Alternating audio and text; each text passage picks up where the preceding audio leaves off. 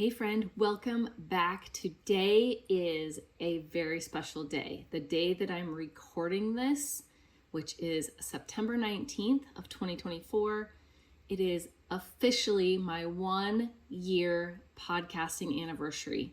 So you're going to hear this a few days behind, but on September 19th, my 1-year anniversary, I cannot even believe it has been a year since I started this podcast, and what an amazing journey it has been. It's been such a great year. I have learned a ton.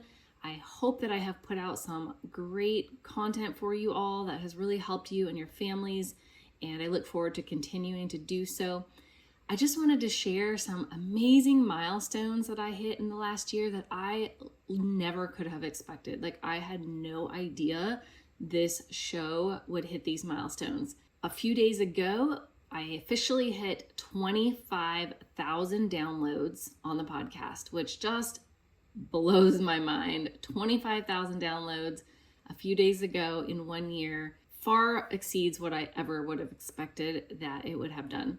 It's also hit in the top 2 globally of all podcasts, like of every genre, every country, all over the world. It is in the top 2%, and that I'm speechless about that. Like, I literally have no idea why that is, how that happened, but I'm so grateful. It's just, I love it, and I hope that means that I'm blessing so many families in so many countries. So if you, no matter what country you are in, thank you for being here. You are welcome here. I appreciate your support, and I hope that I'm helping your family.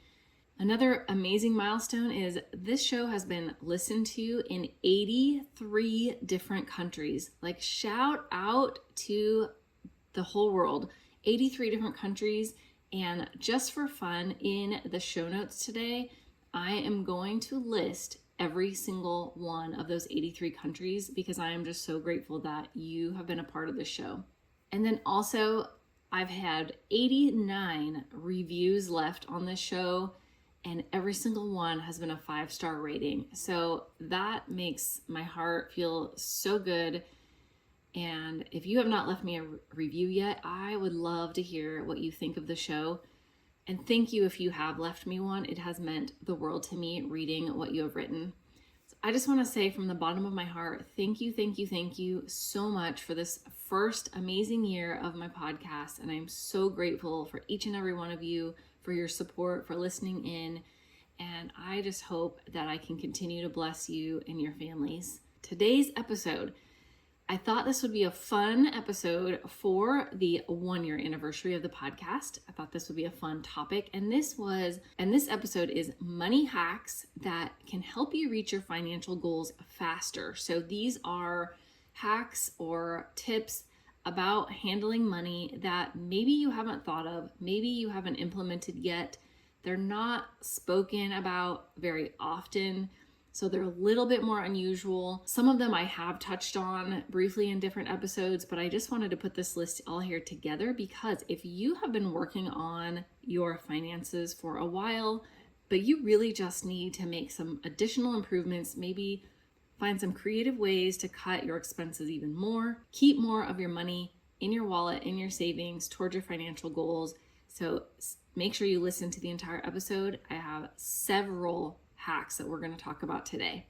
For 1-year anniversary episode, let's dive right on in. Okay, let's do it. Our 1-year anniversary podcast episode, money hacks that are going to help you reach your financial goals faster if you implement these. Most of these you probably are not implementing yet, so this can really help you out.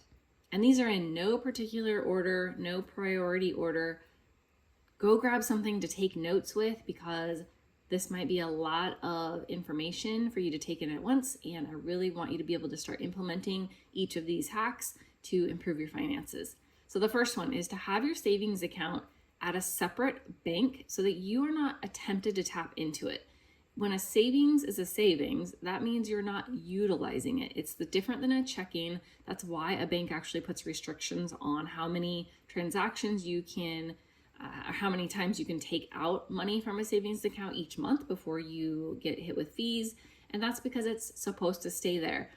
But that doesn't mean that people aren't tempted to take it out when it's very easy to transfer to your checking. So get a savings account at a whole different bank that would be more of a nuisance to you to go and tap into that money for just any old reason. If it's a true emergency, of course you're going to make the trip and go get that money. But if it's not, and it will help you leave it there longer.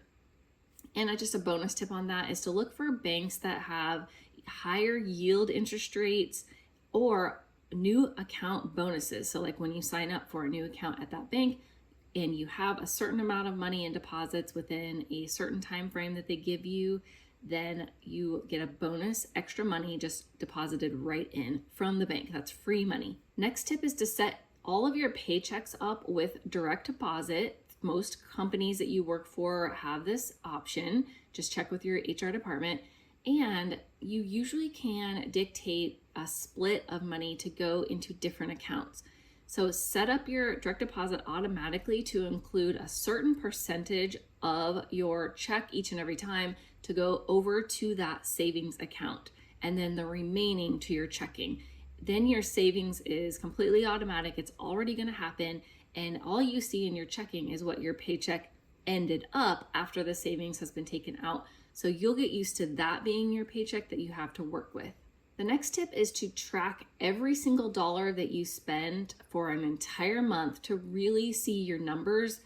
It's very easy for us to think that we're doing better than we are and to forget about little tiny purchases, or we think they don't matter, but maybe we have several of them and they really add up. So including cash spending, if you have any cash extra laying around that you end up spending, track that as well, because that is still a purchase. And had you not have the cash, or in a future month, if you don't have the cash sitting around, you may end up using that from your bank account. The next tip is to round up on all of your debt payments to the nearest dollar, or the nearest $5, or the nearest $50, whatever you are comfortable with. So when you go to make your debt payment, like a credit card payment, a car payment, your mortgage, really any kind of a payment that you are sending in a check or going online, and has maybe a dollar amount, but it is 0.62 cents, for example, like my mortgage, and so it's not a flat amount. Round up just to the nearest dollar if you really feel like you don't have any extra money, but that extra change every single month will make a difference in the long term. And even better if you can go up an extra $5 or $25, $10, $5, $50, $100, whatever you can get by with. Just make that the habit of the payment that you make. You'll get your debt down so much faster. The next tip is every time you want to make a larger purchase, first earn that extra money. So don't use whatever your typical income is. Set a rule that you are required to earn extra money first to save up for that expense. So it is not actually coming out of your general income. So you can work overtime hours, you could do a side job or two, you can sell items. There's all kinds of ways that you can get extra money, donate plasma, babysit, until you have saved up for that expense. So these are things that obviously are not like emergency expenses, but just something that maybe you want. And that way, all of your normal income goes to your budget, and anything extra you've already saved up for and paid for in advance. The next tip is to price research before you renew any insurance policies. So every time you have an insurance policy come up for renewal, this could be your homeowner's insurance, which usually is once a year, and you can really do this any time of year, but it gets paid out of escrow once a year. Renter's insurance, car insurance, that's going to come up for renewal twice a year, life insurance, etc. So look at when those policies end and be proactive in advance of your renewal time. Price research and see if you can get a better deal on an insurance policy from a different company.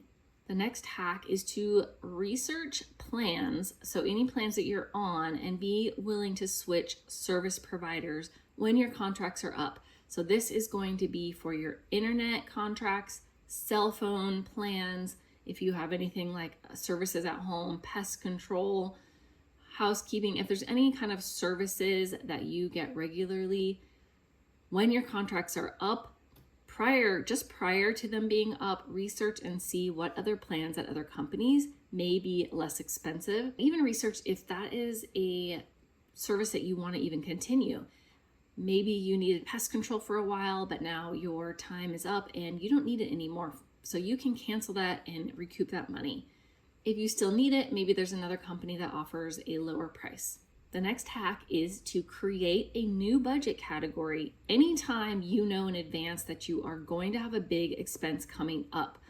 This is also known as like sinking funds. You may have heard that phrase before, but these are ways that you can save up little by little all year long toward a large purchase, just as if it were a bill, like your electric bill, your mortgage, your rent, your cell phone bill, but you're paying in advance into your budget, into a category, so you have it saved up for that large expense. So this works great for things like replacing kitchen appliances as they're getting older. If you know you have one getting older, start saving now, little by little, until you've saved up for one, or a furnace or a water heater.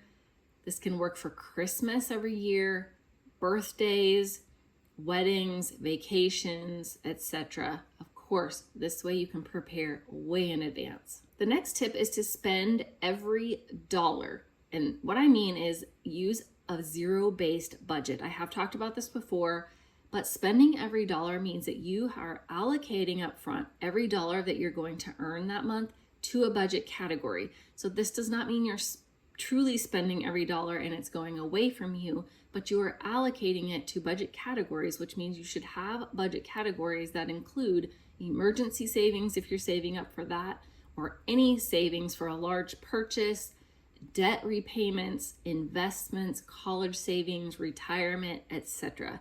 Anything that is something that you are working on as a financial goal should have a budget category, and part of your dollars every month should be allocated to those categories until you have technically, quote unquote, spent every dollar. The next tip is to wait 48 hours before taking action on any impulse purchase. Now, impulse purchases really can get to a lot of us, can be a bad habit, especially going online and shopping when we're bored, or those extra things we want to just throw in our cart at the store. But decide you're going to wait 48 hours before you actually give in to that purchase. And this will allow you to sleep on it, to decide if you really want it, let the feeling or the urge to purchase it pass, and maybe you will just decide, yeah, I don't really want that anymore. It'll also give you time to research. Maybe there is a lower price somewhere else that would be a better deal if you choose to go forward with the purchase. But you can really analyze why you wanted that purchase in the moment, and maybe some of those purchases you will change your mind and save that money. Pro tip, if you do end up putting off the purchase and not going forward with it, however much it was going to cost you, send it to your biggest financial goal right there, whether that is a debt payment, extra amount towards a debt payment, or to a savings account, a sinking fund, whatever it is.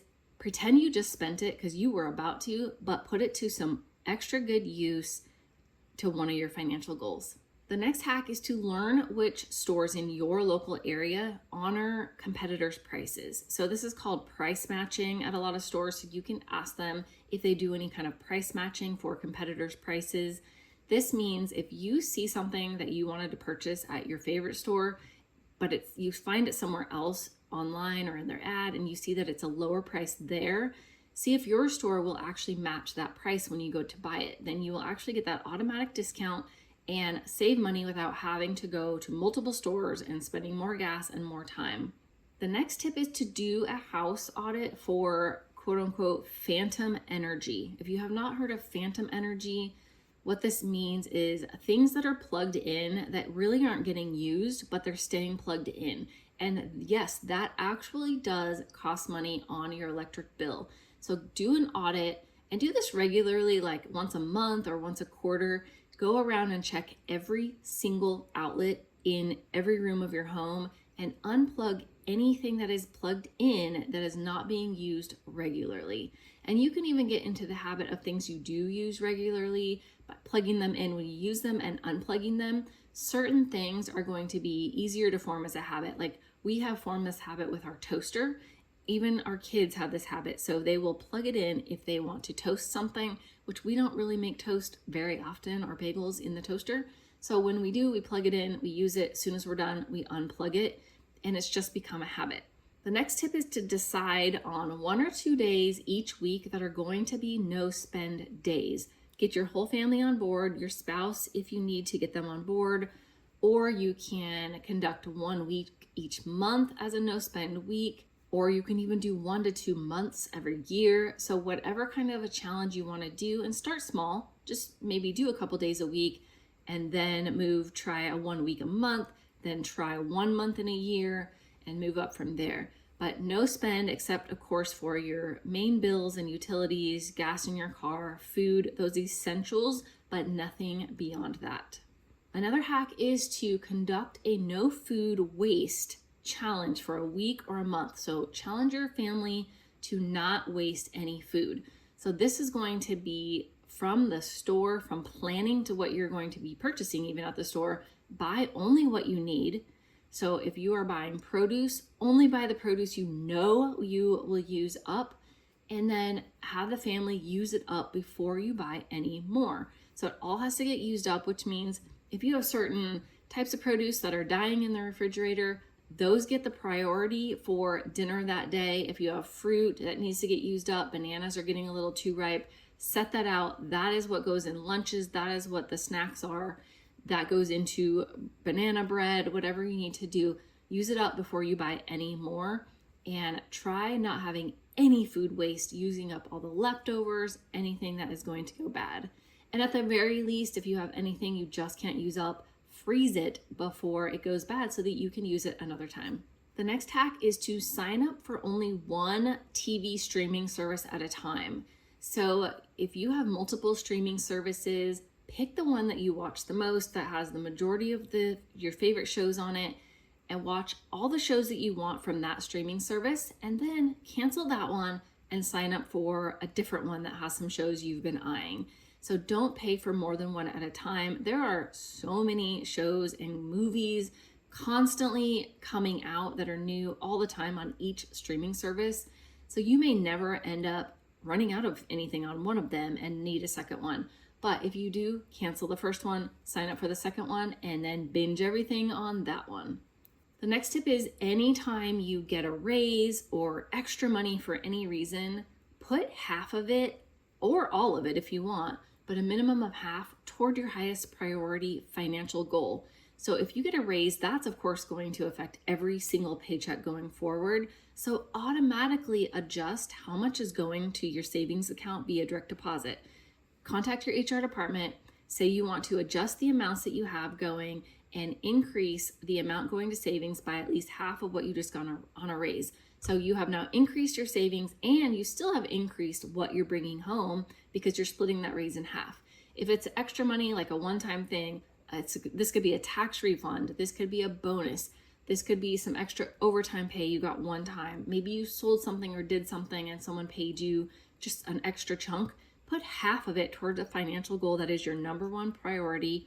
If you have debt, I recommend highly that your debt is your number one priority, getting rid of that. But having an emergency savings would be also a priority. And then anything after that, any other kind of savings that you have, anything large purchase coming up, investing, whatever your goals are, depending on where you're at in your financial success for your family, put it towards those financial goals anytime you get that extra money. The next tip is to automate everything. So automate your savings, automate investing. If you do investing, set it up and forget about it. So you can set it up to where it's automatically done. It doesn't have to be something you remember, because we often forget that we have busy lives and we forget to do things. And also, if you don't forget, sometimes chances are there will be times where you decide, no, actually, I really want that money for something else. And we don't want that to be tempting for you. So set up automatically anything that goes to savings, anything that goes to investment accounts that you want. Also automate your debt payments so that they are paid right at the due date. So you will accrue the least amount of interest. This is for debt that you're carrying over month to month. So you're working on paying off. You are accruing interest. So getting that payment early is going to accrue the least amount of interest every single month. And even if your debt payments are automated, you can still send in those extra payments here and there from that extra money that you have earned. The next tip is, if you use cash regularly, put all of the change, all the coins you get back, into a large container. Just stop spending your change, putting it into a container and letting it save up. Then once it's filled, you can go to your bank and get either, sometimes you can turn it into your bank and this is free and they'll have a money machine. You can just pour it in and it will spit out a receipt and give you the exact amount that's in there. And then the bank will deposit that into your account. And I recommend that go into your savings account, of course. But if they will charge for that service, they may require it to be instead rolled up into coin rolls. So they can often give you those paper coin rolls and you can count the money yourself, fill up those coin rolls, and then take those into the bank. And that's a fun project. Actually, kids really like to get involved in that and sorting all the money, and you get to see how much you earned. And then use that money towards a financial goal. It could be savings. It could be that you're using that to save up for something you want to purchase, or a fun vacation, or just something extra. The next tip is to sell any of your unwanted gift cards at a discount, just somewhat of a discount. You'll get some of the money back on something that you were never going to utilize, so you might as well get some money back. And I would recommend selling for no less than half, but even like 75% of the balance you can get, depending on how desirable that gift card is. And then it also is a win for someone else because they save money. And of course, if you ever need a gift card or need to do a purchase and you can buy discounted gift cards, that can be a great tip as well. Just make sure there's a way for you to prove that the money is on the card before you take it. The next tip is to utilize your company's health savings plan. So this is for any medical expenses or childcare expenses that you are going to have. Check with your HR department to see if you have a health savings account or a childcare savings account. They're going to be called different things at different companies. So ask them if they have anything like that. So anything that you know next year that you are going to have for medical expenses or childcare expenses, that amount of money out of pocket, you can often sign up for one of these health savings accounts at open enrollment, which is typically in November. So it's coming up. Check when your open enrollment is going to be and see if this is an option for you.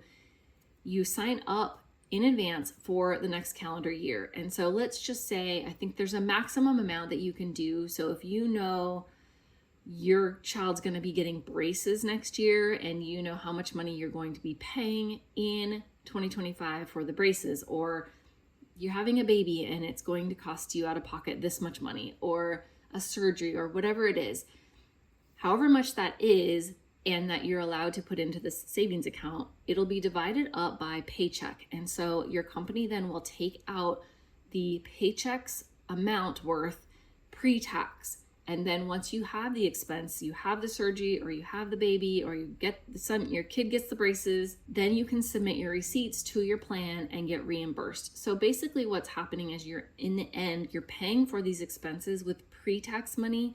So in the end, no income taxes are being taken out of that money that you're using for those medical expenses or your childcare expenses. Check with your HR department to get all the details on how it works, what the limit is, and make sure you are doing your research really for how much you know you are going to spend next year, because if you don't spend it by the end of the year, you do lose that money. So you don't want to do that. But they can also give you a list of every type of medical expense that qualifies. So if you do have money left over at the end of the year that you just didn't have that many doctor bills, there are certain things you can actually purchase for your family that will also qualify. So I recommend buying those things and at least getting your money back, because then in the end, instead of losing the money, you're getting the free things for your family. The next tip is to consider having multiple savings accounts, and this will help you keep your balances separate for things like an emergency savings. Have that in its own account that no one ever touches. A separate one if you have any kind of self-employment and you need to set aside taxes that you're going to owe. If you have any larger financial goals, you can get a savings account for a certain financial goal. So check with your bank and see how many you can have, or better yet, check with other banks somewhere else so that you're not tempted to tap into it, but that also may give you a higher yield interest rate or a new account sign-on bonus. The next tip is to also check with your HR department to learn any employee benefits that you have access to that maybe you forgot about. Things like 401k matching, employee discounts on cell phones, retail stores, all kinds of things, tuition reimbursement. The larger company that you work for, the more likely they are to have these employee discounts. So see what all you have access to that maybe you have not tapped into. And then the last hack I have for you today is to check if you or anyone in your family has any unclaimed money that is owed to you. So there are local websites for your state name. You can do an internet search that's unclaimed money and your state name. And make sure it is usually like a government site, so it should end in .gov. And then another one that is more federal, general, that is kind of harder to navigate, but if you don't have a local state one, this could be an option, and it is missingmoney.com. So go on there, check if you have different names that you've gone by, like your maiden name and your married name, if you've been married in the past, if you have a first name like I do, which is Mandy, but then my formal name is Amanda. Check all the different combinations and see if there's any money that is owed to you from old accounts. It has to be saved in there for you, and then you can claim it and follow the process to get that money sent to you. All right, I hope you've enjoyed this fun episode on all these money hacks that can help you further your financial goals even faster. Thank you again for an amazing year, my first year at podcasting, and just thank you for all the milestones. Check into the show notes to see if your country is listed, and if you have listened to me, it is listed. So I so appreciate you. Please leave a review if you have not yet, and I will talk with you next week. Huge blessings to your family.